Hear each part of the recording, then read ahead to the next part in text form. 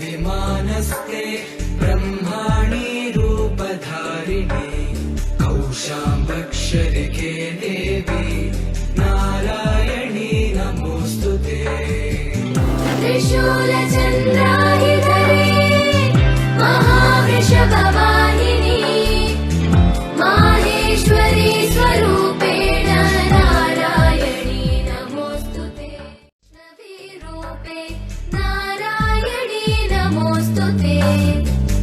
गृहीतो ब्रह्मचक्रे दंशोदकवसुन्धरे वराहरूपे शिवे नारायणी नमोस्तुते। प्रसन्नरूपेणोग्रेण हन्तुं दैत्यान् कृतोद्यमे। आप लोग समझ रहे होंगे कि खाली है, खाली नहीं है। इसमें गुरु जी का आशीर्वाद और प्रयास पूरी तरह से लबालब करा हुआ है और ये सदा हम लोगों के लिए काम है।